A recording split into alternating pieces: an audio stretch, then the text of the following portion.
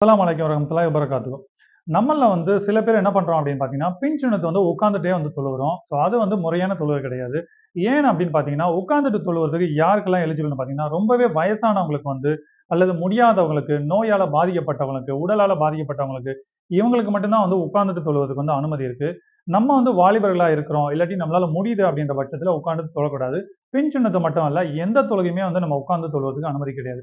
அல்லாஹ் தஆலா மார்க்கத்த ரொம்பவே லேசா ஆக்கியிருக்கான் நமக்காகவே.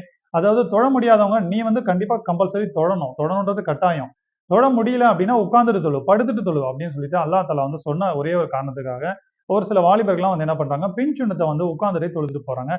இப்ப ரீசென்ட்டா நெறைய பள்ளிகள்ல நானே பார்த்திருக்கேன். வாலிபர்கள்லாம் ஃபர்ல நின்னுட்டு தான் தொழுறாங்க. ஆனா தொழுகை முடிச்ச உடனே அப்படியே பின் சுன்னத்த உட்கார்ந்த நிலையிலேயே தக்பீர் கட்டி டக்குனு தொழுதுட்டு அவங்க துவா பண்ணிட்டு போறத நம்ம பார்த்ததுனால தான் இந்த வீடியோ இப்ப நம்ம போஸ்ட் பண்ணிட்டு இருக்கோம். அதாவது எவ்வளவு நமக்கு வயசானாலுமே சரி, நம்மளால முடிஞ்ச அளவு நம்ம நின்னுகிட்டு தான் தொழணும். உட்கார்ந்து தொழுவதற்கு நமக்கு அனுமதி கிடையாது.